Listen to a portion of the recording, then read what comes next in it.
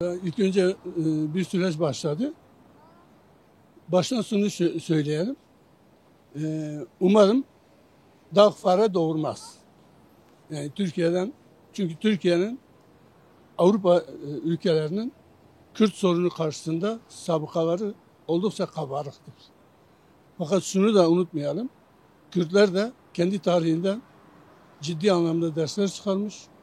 Kürtler de buna karşı kendi önlemlerini alacaktır. Her şeye rağmen, bütün olumsuzluklara rağmen Kürtler bu süreci başarıyla bitirecektir. Yani bitirmeyecek, bu sürekli devam edecek. Sadece Kürt sorunuyla ilgili değil, Orta Doğu ve ezilen tüm dünya halkları için bir başarıya götürecektir. Nasıl insanlık tarihinde Mezopotamya coğrafyası medeniyetin beşiği ise içinde bulunduğumuz süreçte tekrar aynı misyonu üstlenip başarıya ulaşacaktır diye düşünüyorum. Yani ilk başta Kürt halkının Kürt sorununun bugünlere getiren ve buna öncülük eden bir önderliği var. İlk önce ona yönelik özgürleşmesine yönelik adımların atılması lazım. Sırasıyla birçok sorun var. Yani bir Arap saçına dönüşmüş. Onun için sırasıyla zindanda bulunan insanlar var. Cezalarını bitirmişler. Cezaları bitmesine rağmen bırakmıyorlar. Ben bugün birkaç arkadaştan daha duydum. Gençlerimiz 30 yılını bitirmiş. Arada 10 aylık cezalarını onaylamışlar. Yani cezaları bitmiş olmasına rağmen yarın öbür gün şey diyecek, işte biz bunları serbest bıraktık diyecekler. Bundan da kendilerine pay çıkarmaya çalışacaklar. Fakat Kürtler artık yemiyor. Kürtler artık oyunlara gelmeyecektir. Kendi politikasını, kendi sürece ilişkin beklentilerini dillendirecek. Bu konuda da ısrarcı olacak.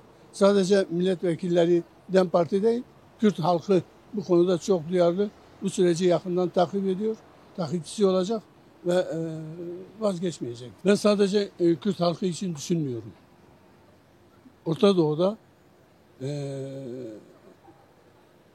birçok halkın, birçok inancın, birçok kadın hareketinin, birçok inançların kendilerini ifade edebilecekleri bir dünyanın oluşturulmasına hem fiziki hem ideolojik hem sürece ilişkin perspektifleriyle ön açıcılığı bunda büyük bir ivme yapacaktır diye düşünüyorum. Bunun dışında zaten herkes duyarlı olan insanların özellikle Kürdistan'da herkes bu sürecin yakından takipçisi. Kürtler geçmişlerinden, tarihlerinden ders almıştır. 40 yıllık, 50 yıllık mücadeleyi sürdüren bir hareket. Kendi bu yaşadıklarından dolayı dersler çıkarmıştır. Kolay kolay tuzaklara düşmeyecektir. Bana duyarlı olan, demokrat olan, özellikle sanatçı ve aydınların bu konuda öncülük etmeleri gerekiyor. Zira aydın ve sanatçıların sınıf intiharından geçmeleri gerekiyor. Bu konuda öncülük misyonlarını oynamaları gerekiyor sanatçı ve aydınların. Yani özellikle popüler kültürden kendilerini arındırmaları gerekiyor. Halkçı, toplumcu gerçekçi bir anlayışla sürece kendilerini katmaları gerekiyor.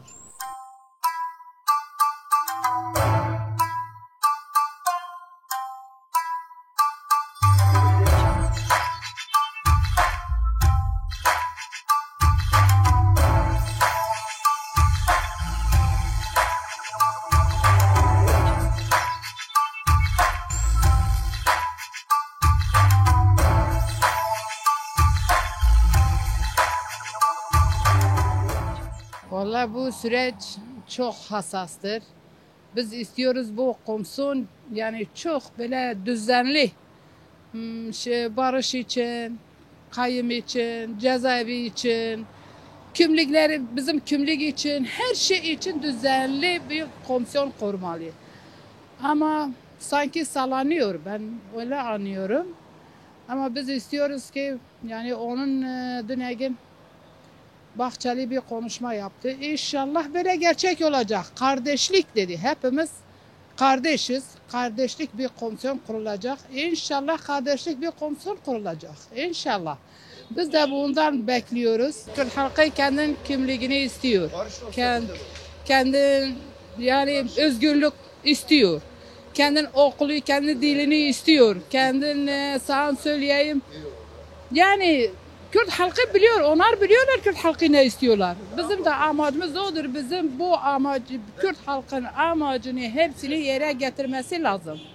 Biz bunu istiyoruz, bunu da bekliyoruz. İnşallah böyle olacak ama tek bir kelimem var. Ben bunu söylüyorum. Ama bu televizyonda, kanallarda terörsüz Türkiye bu kelimeyi kullanmasın. Biz bu kelimeyi kabul etmiyoruz. Demokratik siyasi bir parti Türkiye olacak. Bizim bu kelime terörsüz Türkiye, biz bunu hayata kabul etmiyoruz. Biz düzenli bir Türkiye, düzenli kardeşlik, bizim de yani Kürtler ne istiyor onu yerine getirmesi lazım. Biz bunu istiyoruz. Abdullah Öcalan ilkin zaten o özgür olmasa Kürt halkı özgür olamaz. Mümkün değil. O özgür olacak. Bütün tutsaklar hepsi özgür olacak. Hele bir Türkiye özgür olacak. Türkiye hepsi özgür olacak. Şimdi Abdullah Öcalan Türkiye'nin, Kürt halkının lideri değil. Bütün dünyanın lideridir. Bak bütün dünya toplamış, biz onun görüşüne gidiyoruz. Demek ki o kadar adam çok şeydir ki. O yüzden ki onlar da görüşmek istiyorlar. Yani biz onun bir an önce bırakmasını istiyoruz.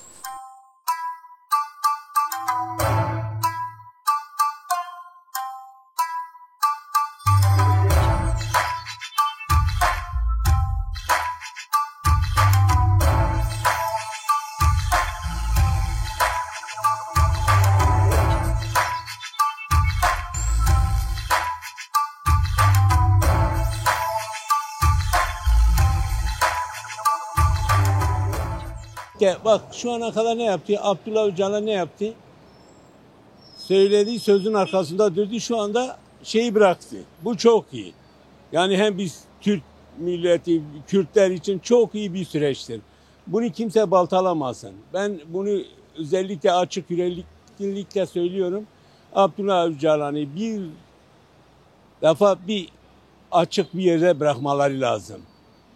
Daha iyi, bu süreç daha iyi ilerlenir. İnşallah kimse buna da, ben burada Bahçeli'ye de teşekkür ediyorum. Devlet Bahçeli. Mesela biz burada Kürt halkı genelde ona çok şey yapıyorduk. Ama iyi bir adım attı. Şu anda bu süreci de iyi götürüyor. İnşallah iyi bir barış olur. Bak şimdi hepimiz ne huzurluyuz ne şeydeyiz. Ki bunu hiç kimse kıvırtmasın. Bu bir gerçek. Emin ol ki şimdi o diyebilirim ki bir ev hapsinde de olsa bu daha iyi bir şekilde ilerlenir. Yani biraz da bu görüşmeleri de ben bunu da hükümet tarafından şey yapıyorum. Öyle bir beklentim de var. Bunları da böyle sık sık yapsınlar. Böyle mesela 3 ay 4 ay öyle şeylerle olmaz yani, biliyor musun? Zaten bu süreç bir an önce de bitirmesi lazım. Meclis bir defa meclis şunu bir bilsin yani. Yani ne Kürtsüz meclis şey olur ne de Türksüz şey oluyor. Bunlar birleştirici olması lazım. Bunları, bu süreçleri aslında çoğaltmamız lazım. Diğer partileri de bir araya getirmesi lazım. Yani sadece bugün AK Parti veya CHP veya diğerleri değil. Tüm partilerin hepsinin görüşü. Burada da tabii ki DEM Parti'nin de burada birlik beraberlik içinde bu süreci iyi götürmesi lazım. Çünkü artık da kaçılacak bir yer yok. Vaktiyle bırakılıyor. Çok iyi. Bak olay olmuyor. Ne asker ne dışarıdaki gerilla. Kimse de böyle bir acı haber almadığımız için çok mutluyuz. Ben bunu söyleyeyim. Bunu bir defa Abdullah Öcalan'ı muhatap almaları lazım. Ben bunu lamicumi yok. Burada bak bugün bir hapistedir. Hiçbir şey yaptığı bir şey yok. Bir söylemiyle her şey normalleşti değil mi? Bundan sonra o adımları biraz daha fazlalaştırsın. Biraz daha imkanları genişletsin. Tamam, bir barış olmasa olmaz. Ondan bu silahı bıraktıktan sonra bu süreci hükümet tarafından biraz daha hızlandırması lazım. Ben şunu söylüyorum. Tabii ki bunlar mesela bu ana dili bir defa biraz daha genişletmesi lazım. Tamam mı? Zaten bu kültür, sosyal, diğer faaliyetler onlar kendiliğinden gelir. Ben onu söyleyeyim. Tek şeyim şudur. Hükümet tarafı özellikle Sayın Cumhurbaşkanımıza bunu sesleniyorum. Bunu bir an önce hızlandırasın.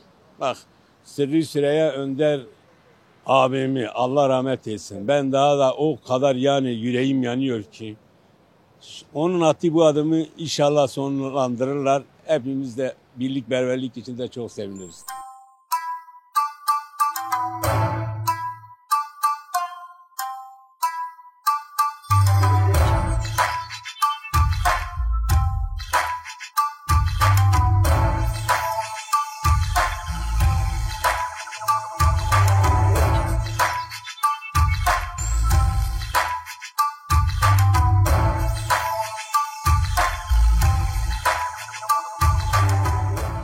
Şimdi süreç tabii gerek DEM olsun, gerek MHP olsun, gerek AKP olsun, gerek devletin üst aklı olsun. Yani bunların koordinasyonu içerisinde bir yerlere evrilmeye çalışılıyor. Yani bu sürecin tabii bizim medya kanalıyla topluma servis edilen bilgiler ışığında yaptığımız değerlendirmelerde inşallah yani olumlu bir sürece evrilir diye bir algı var. Bir algı var. Fakat yani bunun insanda ikna edebilmesi için yani bu süreçte insanı ikna olabilmesi için somut bir takım şeylerin göze görülebilir bir takım şeylerin vücut bulması lazım. Yani biz şimdiye kadar tabii böyle hani kuramsal olarak, teorik olarak ya da işte böyle siyasi söylemlerle vaat edilen şeylerin çoğunun karşılığını görmedik. Halkın yani şimdiye kadar mesela toplum bir sürü travma yaşadı, bir sürü olumsuzluklar yaşadı. Yani yaşanan şeyleri tabii artık anlatmak şeydir. Yani dünyanın yuvarlak olduğunu anlatmak gibi bir şey ya da 2 kere 2'nin 4 olduğunu anlatmak gibi bir şey. Artık halk yani PKK'nın silahı bırakmasıyla birlikte sürecin barışa evrilmesi ve bu sürecin sonunda Kürt halkının yani asgari insani talepler olan atıyorum yani bir dil sorunudur, bir kimlik sorunudur, bir kültür sorunudur. Yani bunlar insan doğuştan anasının ak sütü gibi kendisine helal olan değerlerdir. Yani bu değerleri asgari şekilde karşılanmasını istiyor. Beklenti o düzeyde. Bu da çok masum bir taleptir. Yani umarız bu süreçte bu masum talebe cevap verir. Taleplerle birlikte bir bütün olarak buna ele alınıp değerlendirmesi lazım. Tabii o da önemli bir şeydir. Yani bu bir kilittir, açılabilir. Arkasının gelmesi lazım. Biz yani bu sürecin artık ne doğuracağını bilemiyoruz. İşin doğrusu bir takım görüşmeler var ama ne doğurur onu bilemiyoruz. Zaman gösterecek bunu ve biz süreci bekleyeceğiz. İnşallah hayırlara vesile olur. Yani bunu biz tabii görüşmenin tarafları olarak gerek DEM'in, gerek AK Parti'nin, gerekse MHP'nin bir araya geldikleri zaman ortaklaşmış olduğu konularda, taleplerde samimi olmalarını, kararlı olmalarını istiyoruz. Çünkü artık yani bundan sonra ne toplumun ne de devletin vaat edilen şeyler üzerinde oynama gibi bir lüksü bence kalmamıştır. Kalmamıştır çünkü toplum farklı bir yere evrildi. Bundan sonra artık halkın ikinci bir travmayı kaldıracak durumu yok. Barış, özgürlük, kardeşlik yani insan haklarına dayalı bir demokratik anayasa beklentilerimizdir yani.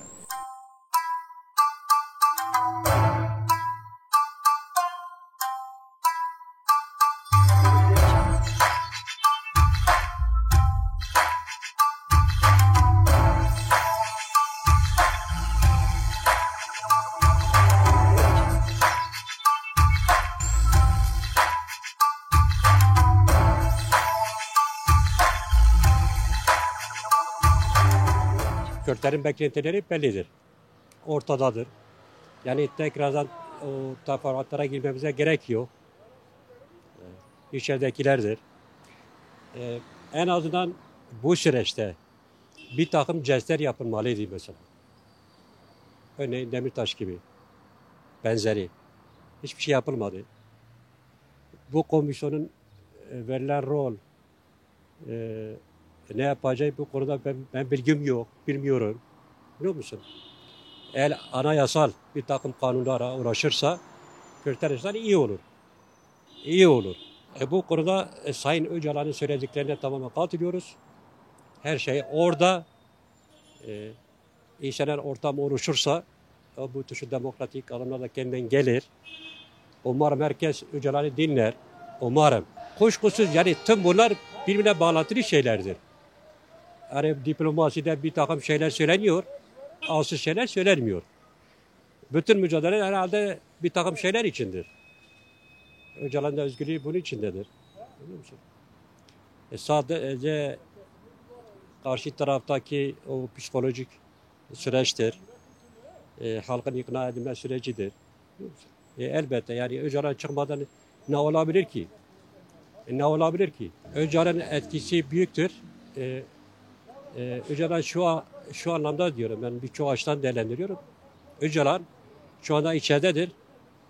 Kürtlerin yürüttüğü siyaseti bizden çok daha iyi biliyor. Çok daha iyi biliyor. Gidişatı da çok iyi biliyor. Onun verdiği karar doğrudur. O ferasetine, öngörüsüne güveniyoruz. Yani burada ahlaki olarak da kanın akmaması için, ölümlerin olmaması için. Yani bir insan ben buna karşıyım diyebilir mi? Ahlaki olarak.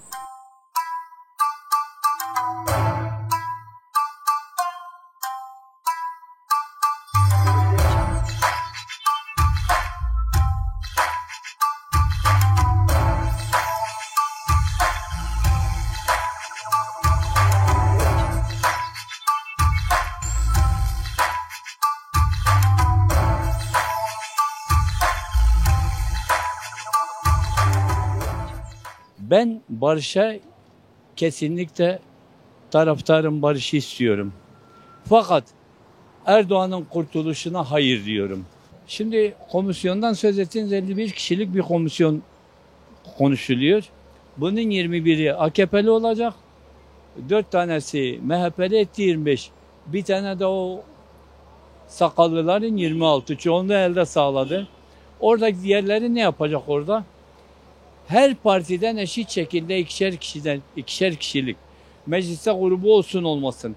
Her partiden ikişer kişilik üye alınsın ve komisyon öyle oluşsun. Ben bunu derim. Şu anda programladıkları komisyon tamamen sahtekarlık ve üçkağıtçılık, yalan dolan üzerinedir. Bakın ben size söylüyorum. 21 AKP, 4 MHP, 25. Bir tane de o hurda par, nedir onun adı? Hurda par. O etti 26, çoğunluğu elde aldılar. Komisyonda ne işleri var diğerlerinin? Ya 40 yıldır, 50 yıldır. Biz ne istedikse onu istiyoruz. Onu istiyoruz. Biz isteklerimizden geri dönmemişiz. Biz her şeyden önce eşit insan kardeşi hakları istiyoruz. Biz ülkenin bölünmesini istememişiz, istemeyiz. Ülke zaten bizim. 7000 yıldır biz bu topraklardayız. Onlar 1300 yıl önce bir topal eşekle birlikte bir uyuz köpeğin peşine düşüp gelmişler buraya. Biz 7000 yıldır buradayız. Zaten topraklar, bu vatan zaten bizimdir. Biz neyi bölelim? Niye bölüyoruz ki? Hepsi zaten bizim. 25 milyon Kürt var bu Anadolu'da veya Batı'da veya Kürt illerinde. Niye bölelim ki? Onlar bölünsün. İşine gelmeyen kendisi çeksin gitsin. Toprak zaten bizim. Niye bölüyoruz? Artı biz ana dilimizden eğitim dediğimiz zaman bakın dünyanın birçok ülkelerinde 22 ülkesinde otonom görüşmeler vardır. Eyalet sistemleri vardır. Eyaletler kendi iç işlerinde bağımsızdırlar. Merkezi hükümete göre bağımlıdırlar. Neden bir eyalet sistemi olmuyor? Kürdistan olsun, diğer tarafı ne olsun, Lazistan olsun veyahut da bilmem ne olsun. Ya Amerika'dan daha iyi değiliz ki. Ülkenin en medeni, en modern 22 ülkesinde otonom federal sistemler vardır. Bunlar kimseyi rahatsız etmiyor ki. İç işlerinde bağımsız, dış işlerinde merkezi hükümete bağlı.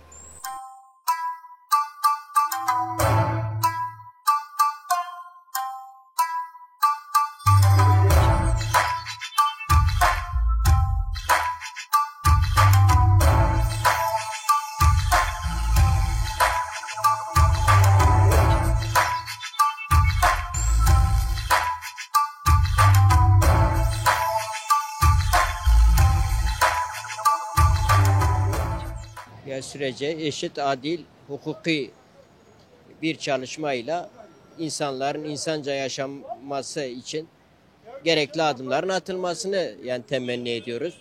Bu hukustaki komisyonda tarafsız bir şekilde hareket etmesini istiyoruz yani.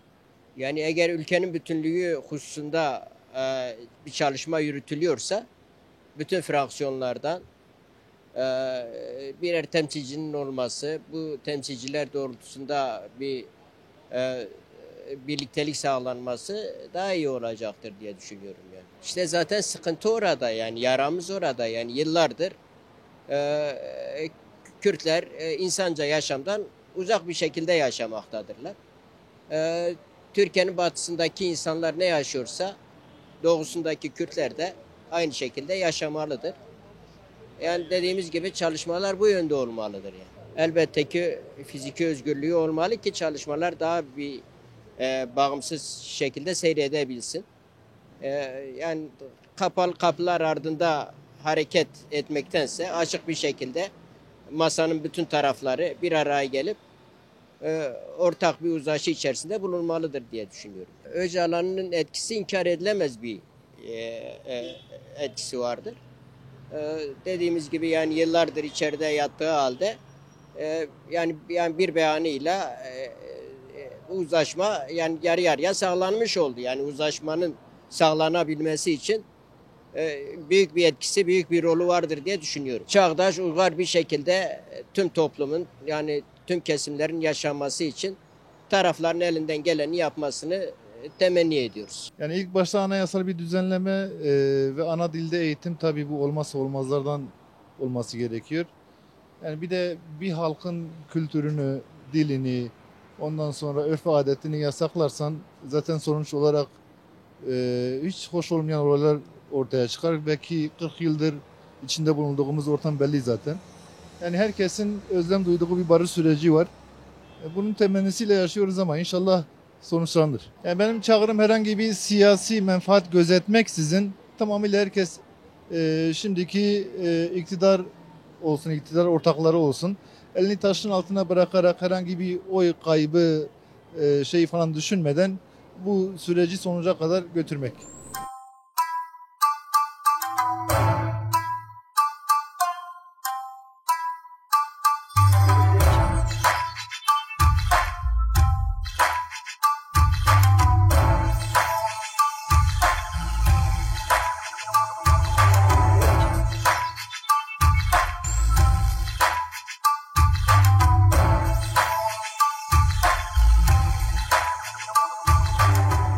Özellikle Kürt kimliği abi Türk kimliğinin arkasında kalmaması lazım.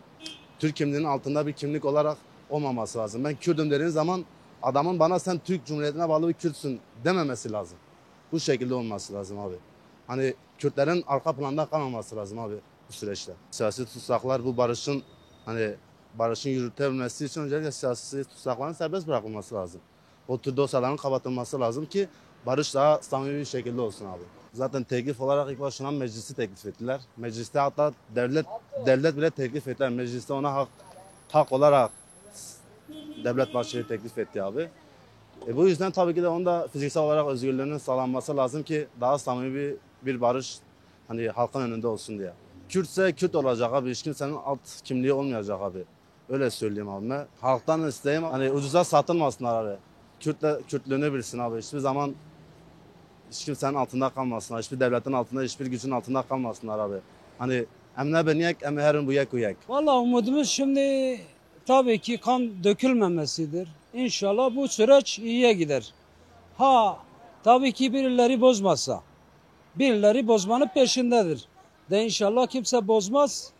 Bu süreç de iyiye gider. Umudumuz budur. Kürt sorunu şimdi büyük bir sorundur Türkiye'de. Bu sorunun çözülmesi lazım. Bazı adımlar atılması lazım. Atılmasa bu süreç boştur. Benim bildiğim budur. Adım atılması lazım. Yani adım baştaki bu içeride olan tutsakları bırakması lazım. Başta Selahattin Demirtaş. Ondan sonra onun arkadaşları, onun gibi bir sürü insan var içeride. O tür insanların bırakılması lazım. Bırakılmadıktan sonra süreç boştur bence. Ana dil de şarttır. Zaten ana dil en büyük sorun ana dildir. Yani sonuçta bizim dilimiz Kürttür. Ben Kürdüm. Aslımı da inkar etmiyorum.